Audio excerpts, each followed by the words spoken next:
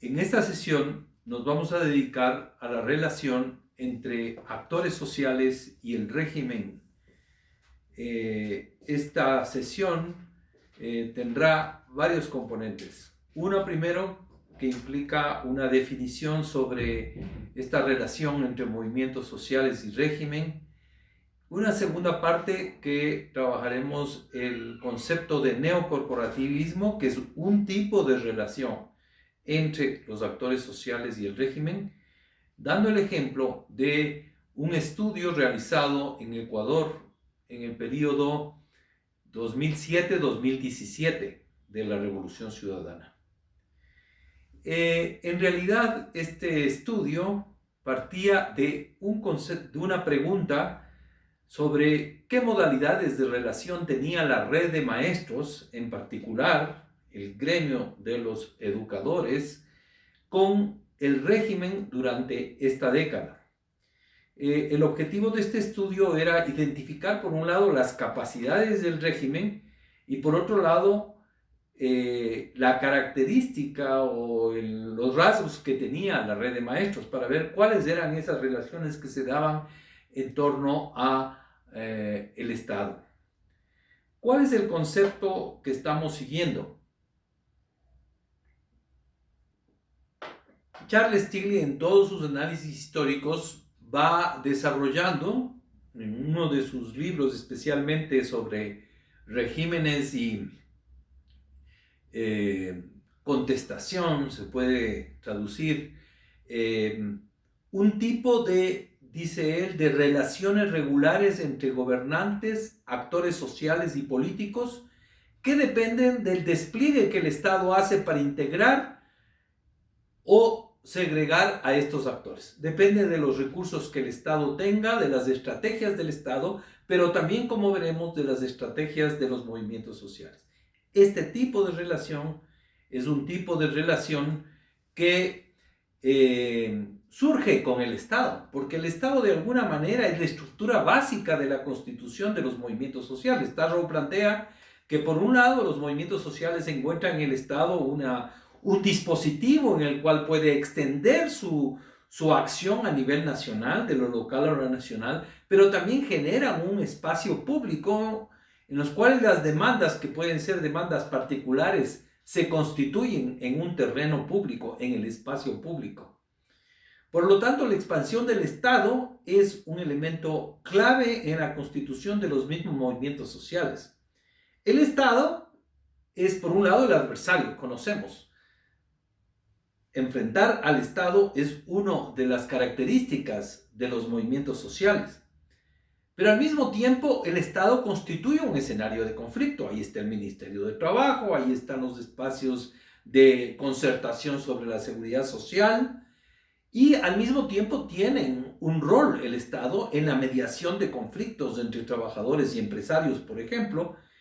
Cumple un rol institucional, además, porque distribuye recursos, es un distribuidor de recursos. De alguna manera, la educación o la salud son políticas y son instituciones y son aulas, hospitales en los cuales se distribuyen recursos.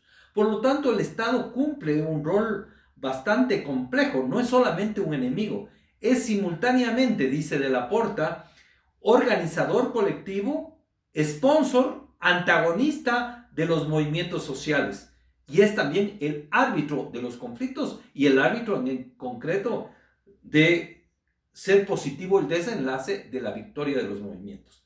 Por lo tanto, hay una relación directa entre el Estado y los movimientos sociales, pero al mismo tiempo constituye una serie de elementos, por ejemplo, los servicios públicos, ¿no es cierto?, en los cuales se articulan, por ejemplo, los educadores en educación, y de ahí surgen precisamente los gremios de los profesores, o en salud, o por ejemplo la empresa pública de petróleo, en torno a la cual se organizan los sindicatos de trabajadores petroleros.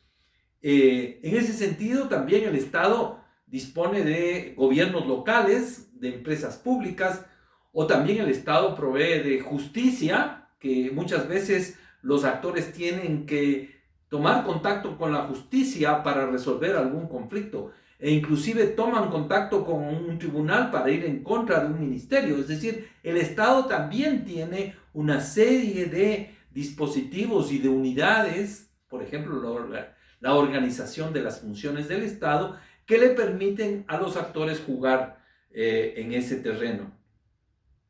El Estado no es lo mismo en la capital que en la frontera. Es decir, hay que tomar en cuenta las diferencias también territoriales, provinciales que existen, ¿no es cierto?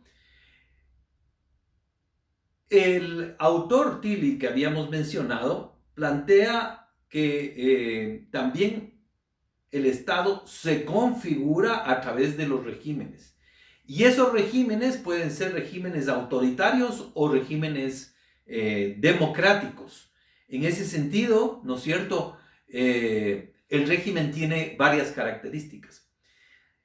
O sea, el Estado puede tener distintos regímenes a lo largo de su historia que se diferencian por ejemplo, el capital, la organización institucional, la relación de negociación con los actores o la coerción. Es decir, los regímenes se caracterizan por precisamente la posibilidad de interrelacionar al Estado con los actores sociales que dependen del capital, llama Tilly esto, o sea, de los recursos que el Estado tiene, de los recursos materiales que el Estado tiene. Es decir, una cosa es un Estado débil que no tiene recursos, otra cosa es un Estado fuerte que tiene recursos económicos y que pueden hacer programas sociales. Primera característica, el capital. Segunda característica, las instituciones, es decir, las normas, las leyes, los ministerios, los programas que despliega el Estado en el territorio. Pero al mismo tiempo tiene otra dimensión, que es la dimensión del consenso, o lo que llama Tilly el compromiso. Es decir, el Estado recurre al imaginario, a las identidades, a una serie de elementos de negociación en términos ideológicos para lograr el consenso de la población. Es decir, también hay una relación cultural, si se quiere, entre los movimientos sociales y el Estado. Busca tener el Estado aceptación de los grupos subalternos. Tiene además medios de comunicación, como veremos en el ejemplo de la Revolución Ciudadana. La comunicación juega un papel importante. Y por otro lado tiene la coerción, que significa que en definitiva el Estado puede imponer una serie de costos a las movilizaciones. Hemos visto en las protestas, por ejemplo, de octubre, cómo el Estado desplegó a la policía y a las Fuerzas Armadas que de alguna manera establecen una serie de barreras y de vallas, utilizan armas, de tal manera que la población tiene que arriesgarse a enfrentar a ese Estado y asumir los costos de heridos, de muertos que el Estado le plantea. Entonces, hay 4 factores: capital, institucional, consenso o compromiso y coerción, que caracterizan al régimen, caracterizan al Estado en la relación con los actores sociales. Esas relaciones pueden ser directas o indirectas. Es decir, el Estado puede tener relaciones directas, por ejemplo, la urna, el sufragio, es una relación directa. Los servicios públicos, la electricidad, por ejemplo, es un servicio directo, ¿no es cierto? O un programa social, los bonos que se recibe a través de los bancos, es un beneficio directo. Es decir, el Estado puede tener relaciones directas con los actores, pero también puede tener relaciones indirectas, mediadas a través de una serie de mediaciones. Por ejemplo, el Estado característico de América Latina, y en el caso del Ecuador también, tiene caciques, se puede decir, una organización del Estado que delega a un cacique local la autoridad en una provincia para desempeñar el rol del Estado que a nivel central tiene la capital. Entonces, media, o tal vez con sindicatos también, es decir, tiene relaciones a través de una organización sindical con la cual negocia y los miembros del sindicato se representan a través del sindicato para la relación con el Estado. Entonces hay relaciones directas y hay relaciones indirectas y mediadas por instituciones, por organizaciones, por, como les he dicho, personajes políticos, caciques, etcétera, ¿no es cierto?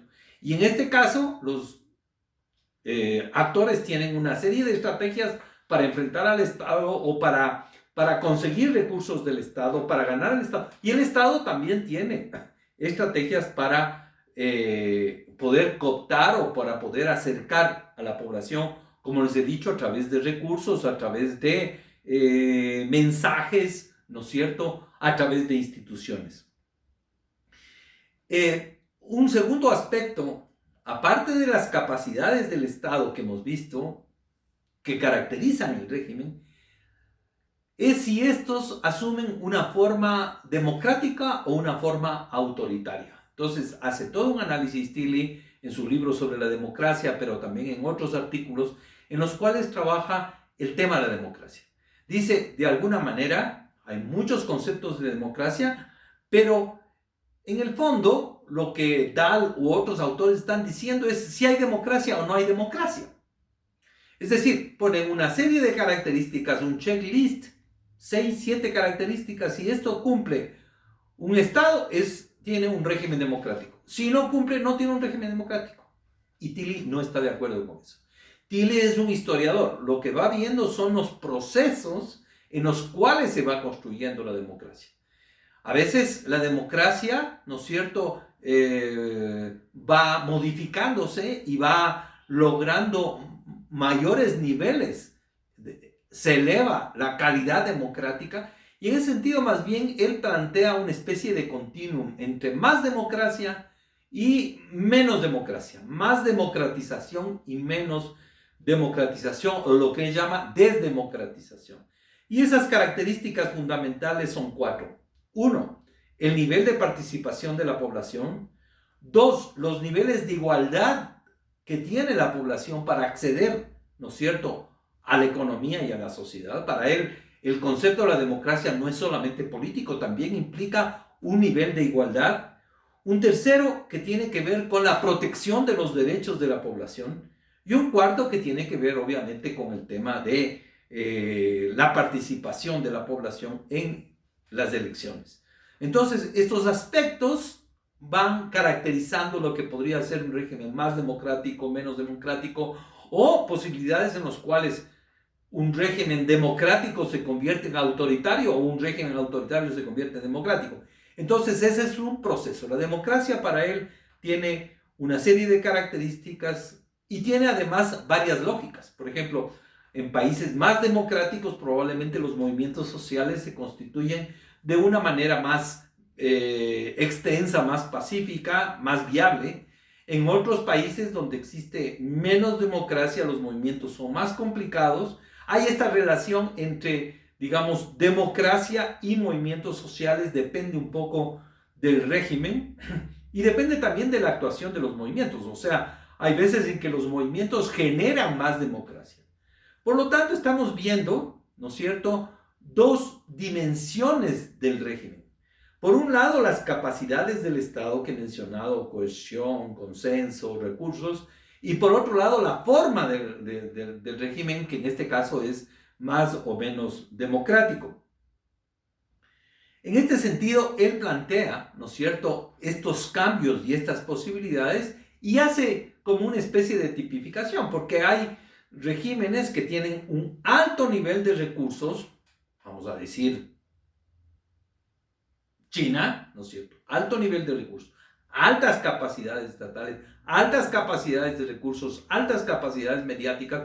Hay una articulación del pueblo chino alrededor del Estado chino, pero al mismo tiempo hay una hegemonía ideológica del Partido Comunista sobre la población. Esto es un ejemplo, ¿no es cierto?, de altas capacidades estatales, pero probablemente en términos democráticos no sea un ejemplo, ¿no es cierto? Pero hay también países que tienen, digamos, altas capacidades de recursos, vamos a decir Alemania, pero también altas capacidades democráticas. Por ejemplo, respeto a las libertades y a los derechos, o por ejemplo el tema electoral, o por ejemplo las consultas que hacen o la protección de derechos. Por lo tanto, él juega entre capacidades y formas democráticas o no, y así establece una tipificación. Hay, como les digo, regímenes no democráticos de alta capacidad de recursos, pero hay también regímenes con alta capacidad, pero también hay regímenes que no tienen capacidades económicas, por ejemplo, Haití, capacidades materiales, que prácticamente son estados precarios, hay algunos que son estados fallidos, que no tienen recursos y que de vez en cuando hacen elecciones. Entonces, fíjense ustedes, hay una serie de modalidades que se tienen. Vamos a analizar en ese sentido, después de esta visión conceptual, un estudio realizado en Ecuador sobre el régimen de la Revolución Ciudadana, periodo 2007-2017. Es interesante, ¿no es cierto?, que este régimen se caracteriza por, en primer lugar, una expansión de sus capacidades. Es un régimen con una alta capacidad de recursos, especialmente en términos materiales, pero no solamente en términos materiales, también en términos políticos, en términos de la construcción de una infraestructura territorial, en términos mediáticos, en términos de la hegemonía. Como analizamos en algún otro momento, el Estado se caracteriza por un gran nivel de fortalecimiento y soberanía, sobre todo en el periodo 2007 hasta el 2014. Después del 2014 la historia es diferente porque hay la crisis económica, el Estado pierde capacidades y además un poco como pierde también el rumbo desde el punto de vista de la construcción de la hegemonía. Por ejemplo, el tema de la marcha de las banderas negras que debilita y deslegitima al Estado. Por lo tanto, estamos viendo un Estado que tenía un alto nivel de capacidades, que va reduciendo sus capacidades por la crisis económica del 2014, pero también sus capacidades mediáticas, ¿no es cierto? Y en cambio eleva sus capacidades de coerción, porque estamos hablando, ¿no es cierto? Estamos mencionando el hecho de que el gobierno tiene que aplicar una serie de medidas para contener a la población y contener la protesta. Por ejemplo, la judicialización de la protesta. Mi análisis estuvo básicamente vinculado con lo que significa la educación. ¿Cuál era el rasgo que había fundamentalmente en educación? En educación hay múltiples recursos. Hay una política educativa agresiva, una política educativa de fortalecer el acceso de los estudiantes a las aulas en la primaria. 100% de cobertura escolar, fundamentalmente en las escuelas hasta los 15 años, luego reduce el nivel de cobertura del bachillerato, llega a un 75% aproximadamente. Entonces, la política educativa que yo analizo implica un alto nivel de distribución de recursos, una alta presencia de infraestructura, etcétera, etcétera. Pero es interesante que en este ejemplo, lo que estamos viendo además es que el gobierno lleva adelante una política que se llama de descorporativización. En el periodo más o menos, en el primer periodo de gobierno, se hace un análisis en el CEPLADES de cuántos consejos de política pública existen en el país, y existen más de 50 consejos, ¿no es cierto?, de política, entre ellos los de educación. Es decir, la Unión Nacional de Educadores tenía injerencia, perdón,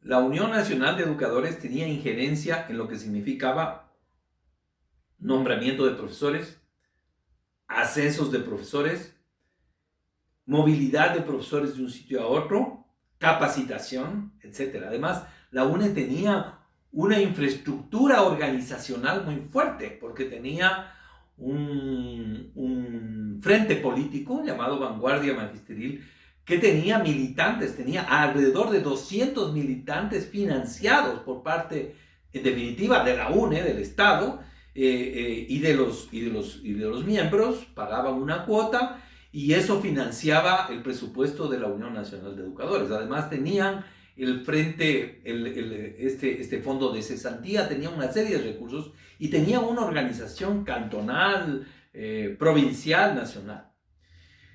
El gobierno asume que la presencia de la UNE es, en definitiva, un palo en la rueda de la carreta. Es decir, lo que está habiendo es una organización que interfiere en las posibilidades de desarrollo de una política educativa a nivel nacional. Le considera a la UNE un estorbo.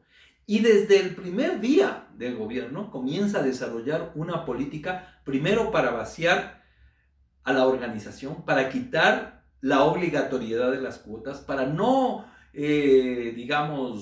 posibilitar una organización obligada de los maestros. No solamente esta fue una norma contra los maestros, también fue contra todas las organizaciones, que les quitaron obligatoriedad de incorporación, por ejemplo, a los gremios del Colegio de Arquitectos, del Colegio de Médicos, de las cámaras. O sea, va comenzando a debilitar y además les quita y les retira a través de la ley, a través de reglamentos, de las instancias de decisión sobre la incorporación, el reclutamiento de profesores, el ascenso, la evaluación y la capacitación. Entonces va desmontando la influencia que tiene la UNE. Para la UNE es muy importante este tipo de recursos de poder porque de alguna manera le legitima ante sus bases. Posteriormente toma una serie de medidas que tienen que ver con la ilegalización de la UNE, de tal manera que la UNE no puede ni reunirse en los locales escolares. Esta política de descorporativización, en mi concepto, es una base para analizar lo que hemos señalado anteriormente. Es decir, un Estado con gran capacidad desde el punto de vista material, desde el punto de vista ideológico, desde el punto de vista de su política educativa, desde el punto de vista de su hegemonía, logra desmontar a un gremio de tal manera que establece relaciones directas entre el Estado con los maestros, el Estado con la población. Es decir, cambia un engarce, un interfase que existía anteriormente. Yo les había dicho que el Estado puede tener relaciones directas o puede tener relaciones indirectas. Con la UNE tenía relaciones indirectas porque la UNE era prácticamente un codirector, un gestor del Ministerio Educativo. Desmonta eso y constituye el Estado como el que toma decisiones. Por ejemplo, a través de los sistemas informáticos, el profesor que quiere ascender tiene que llenar una fórmula, pasar a través de la computadora y eso se procesa desde el punto de vista informático. Es decir, el Estado logra, inclusive a través de sistemas informáticos, centralizar el poder y esa centralización de poder significa desmontar el poder del gremio. Esto en todos los aspectos, en la evaluación, en lo que significa en los ascensos, en lo que significa, digamos, la movilidad de los profesores. Es decir, todos los temas laborales son centralizados en el Estado. Ustedes me podrían decir, pero se construyó también una organización que se llama la Red de Maestros, ¿sí? Yo investigué también la Red de Maestros y el gremio de la Red de Maestros tiene otras características que no son precisamente este interfase corporativo que tenía la UNE con el ministerio. La Red de Maestros, por ejemplo, no interviene de manera regular en los consejos de ascensos de profesores, no tiene capacidad de decisión sobre aceptar o no el reclutamiento de profesores, no tiene capacidad de formar a profesores, tampoco puede evaluar, porque para eso existe una institución aparte que se llama INEVAL. Es decir, la política de descorporativización del Estado planteada por parte del gobierno de la Revolución Ciudadana es un ejemplo de establecimiento de relaciones directas, ¿no es cierto?, entre el Estado con la población. ¿Por qué? Porque habían los 4 factores que había señalado. Un Estado con gran capacidad desde el punto de vista material, desde el punto de vista mediático, desde el punto de vista institucional. Fíjense ustedes que logran desarrollar una política de desconcentración del ministerio a través de una reorganización institucional que inclusive llega a los distritos y a los circuitos en todo el país, de tal manera que reforman la institucionalidad del Estado. Inclusive mucha gente que era de la UNE, que estaba en las direcciones provinciales, fueron prácticamente eliminadas o quitadas del poder que tenían, ¿no es cierto?, por esta nueva organización administrativa que, como les digo, tenía nuevas tecnologías.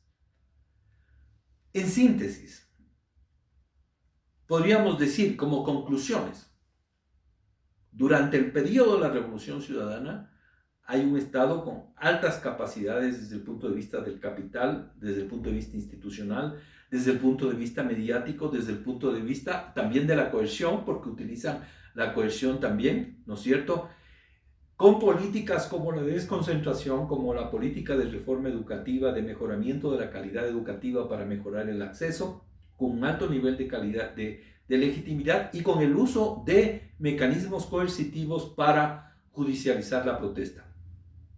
Todo ello, ¿no es cierto?, todo ello se modifica especialmente en el último periodo, en la última fase del gobierno de la Revolución Ciudadana. Estamos hablando de la crisis económica que le debilita la autoría al Estado, pero además, no solamente desde el punto de vista material, sino también desde el punto de vista del liderazgo, de la hegemonía, del control ideológico. El Estado va perdiendo y la Alianza País y la imagen de la Revolución Ciudadana se debilita y se fortalece en cambio la imagen, el mensaje de la parte de la derecha. Estamos hablando de una pérdida hegemónica, una inflexión hegemónica en la cual la derecha toma la iniciativa y le debilita porque le acusa de autoritario y le acusa de la corrupción, etcétera, etcétera. Todo este proceso, ¿no es cierto?, de debilitamiento del Estado es también un proceso político, en donde está la derecha avanzando a la ofensiva, gana elecciones a nivel local y por otro lado tiene un casi empate en las elecciones de presidente en el 2017, pero fíjense ustedes, sin ganar las elecciones, porque Lazo las pierde, gana el poder cooptando al candidato y presidente Lenín Moreno. En ese sentido, comienza un proceso que tiene que ver también con los acuerdos con el Fondo Monetario Internacional de debilitamiento del Estado. Esto no es una cuestión casual. Todo lo que hemos vivido en los últimos 3 o 4 años es un debilitamiento consistente de aquel Estado desarrollista, de aquel Estado soberano que había planteado la Revolución Ciudadana. Estamos hablando, por ese sentido, de las relaciones socioestatales. Las organizaciones en todo este proceso también juegan un rol. Estamos hablando de régimen, estamos hablando de un escenario, ¿no es cierto? Como les decía, de un escenario, porque el Estado es un escenario, pero al mismo tiempo es un actor, el Estado, y es un adversario que se modifica, ¿no es cierto?, desde este proyecto que tuvo la Revolución Ciudadana a este debilitamiento que se llega allí. La red, en ese sentido, es interesante. La red juega un rol, diría, mixto o un rol híbrido. La red se constituye como un organismo de apoyo al proceso de gobernabilidad del Ministerio de Educación. Ya no es el sindicato que interviene y que prácticamente gestiona el ministerio o cogestiona el ministerio, como ha sido la UNE. La red es un organismo un poco más liviano, ¿no? Es un organismo que es al mismo tiempo gremio, porque de todas maneras canaliza las demandas de la población frente al ministro, frente a las autoridades, juega ese rol, juega un rol de gremio, pero no tiene una capacidad de organización sindical como tenía la UNE. Es decir, no tiene 200 militantes de vanguardia del magisterio, no tiene cuotas para los miembros, no tiene obligatoriedad de participación en la red a nivel local. Es prácticamente una relación flexible, fluida, en la cual si los actores, en este caso los maestros, participan. Y si quieren irse a Guayaquil a la concentración de 50,000 maestros, en donde va a estar Rafael Correa, están. Pero no necesariamente están, digamos, estructurados en función de este proceso.